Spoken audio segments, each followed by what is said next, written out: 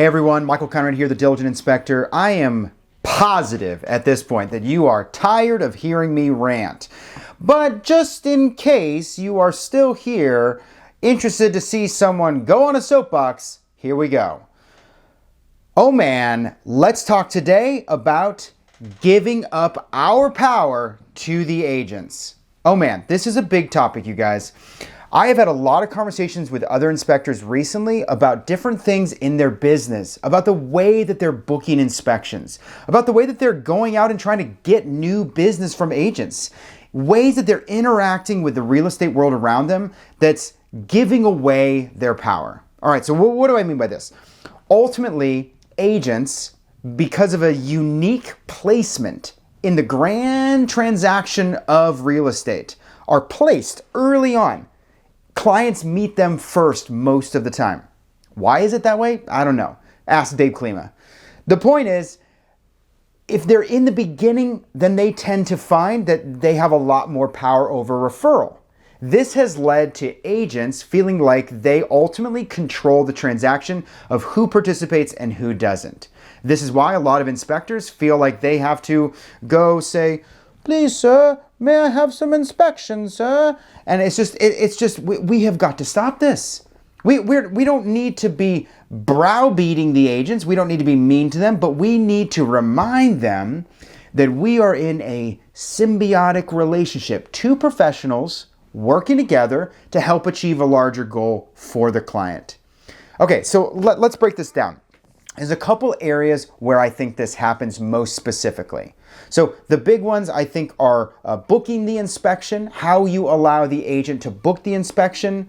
And then I think another big one is just how you go out and get the new business, how you're telling them about your inspection company, whatever that is, whether you're a big company or a small company, how you're telling them about you and how you're meeting them. That ultimately I think sets the tone.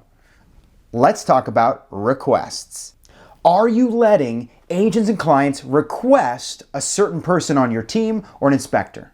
This is an area that I have talked to a lot of multi-inspector companies about, and I would say the vast majority of people out there are allowing requests. In fact, I think it's so prevalent that I think most people probably might think that this is the only way to do it. I think there's another way. If you allow an agent or a client to request an inspector, do you have a business that can survive that inspector leaving, moving away, becoming unable to do inspections due to health? Can you survive having that inspector leave? Or what if that inspector is no longer good? Does that mean all those agents leave as well? What if that inspector tries to go start their own home inspection company? Or what if that inspector moves to Alaska to become a fisherman? Anytime I think you are allowing requests, sure, you're building value within those people. I've heard about commission structures that are reliant upon referrals. I think there's benefit in it. But does it allow a modularity in your business where you can move things around? If you allow for requests, then you run the risk of the value being still within a person. Okay, so this is definitely touching a larger conversation about personality-driven businesses versus brand and protocol and process-driven businesses. I guess I'll have to just get that in another video.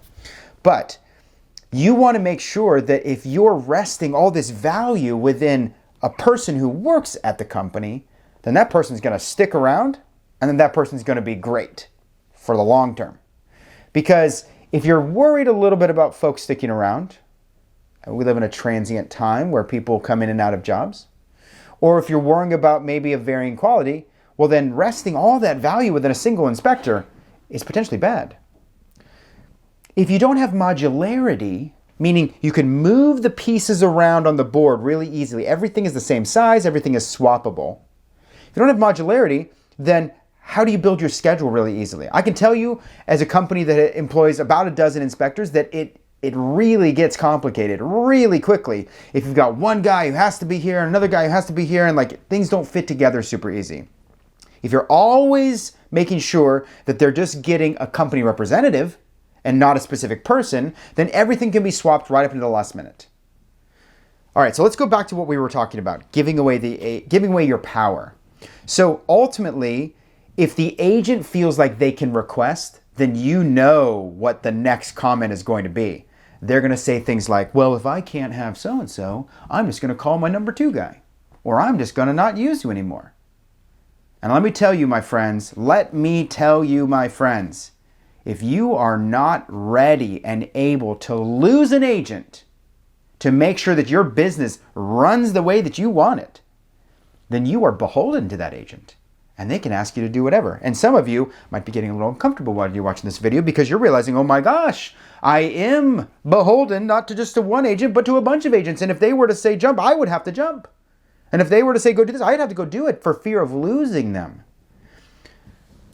I don't exactly know how to get around this 100%, but my encouragement to all of you is to slowly move your business into a capacity where you're not reliant on any one or even any multiple agents. Does that mean you can only go get client-driven referral business off the internet? No, we still got to use the agents, but we need to remind them that we are both professionals, equal partners working on this together, and that they need us and that we need them. And that if they want it done their way, it's going to have to be within our parameters. They can't dictate how we run our business. Ultimately, you have to do what's best for your business. I have to do what's best for mine. And the agents aren't the one running your business. They aren't the one keeping all the plates spinning and the balls in the air and keeping all the factors in their mind. Referrals, requests, this is an important part of the business, but if we let it kind of get overgrown to where the agent feels like they're in control, it's a potential for problem. I think this also goes into this idea of how we go out and get the business. The second area I was talking about. Okay, you're new, maybe you're a small operation, or maybe you're in a new area. You're looking to go get new business. You start talking to agents. You start trying to figure out who's doing business, who's interested in potentially using our company. Are you presenting yourself as someone who's an equal? Who is looking to find referral partners that make sense for your business? Does your business have an identity that is so clear and so specific that you now are trying to fit realtors into it? Not the other way around, where you're just going to take whatever you can get. And look, I don't want to be cavalier here. I remember what it's like to try and go out and get new business when you have none, and you just were willing to take whatever you want. Again, you can still drop little hints here and there, even when you're starting out or anywhere along the line, that ultimately the way you've decided to do business is best for you. And that they still have to fit within it. It's a give and take. It's a compromise. Everyone has to work together here. They can't be the only ones with the power. Because ultimately what it comes down to is that agents are not more important than you. And they're certainly not more powerful or anything like that. They're just placed earlier in the transaction. So they get to meet the client first, and the client attaches to them and begins to believe that they are going to help them navigate the rest of the process. When in reality, it could just as easily be the title company. It could just as easily be the mortgage company. It could be the home inspector. There's a number of operations out there. Dave Klima's InspectedHouses.com comes to mind as a way for us as an industry to sort of position ourselves earlier in the transaction to sort of flip the script and regain some of that power in the transaction. So go check that out if you're interested. But ultimately, what I want to encourage you guys is something that I've been sort of walking this road for a long time, and that is trying to maintain that our company has a good idea of how to do it. And that the way we're doing our business, whether it's how we schedule, we do work weekends, we don't work weekends, we start at 9, we start at 1, we don't start at these times, we start other times. But surely you've heard the stories. Heck, maybe it's you. Starting an inspection at any time of the day, any day of the week, just subject to whenever they want, it's a recipe to run you ragged. If you have more than one person working for you in the business, having requests might start to cause scheduling issues. Saying they won't use this person, but they will use that person. Again, we're giving away the power. Look, it comes down to this.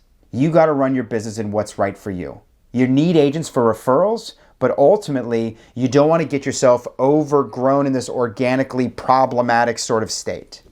You've got to build it in the way that makes sense for you. So think about it. Think about how you want to book the work. Think about how you want to go get new business and go out and build the business that works with that. Find the agents and the partners and friends of the business that are going to dovetail with that. Don't let them tell you how to run your business. Hit the comment, subscribe below, and let me know what your thoughts are, because we need, as an industry, to sort of strengthen our position in the transaction, certainly with all the coming changes. All right, guys, I'll talk to you later. I'm Michael Conrad, the Diligent Inspector. I'll catch you next time.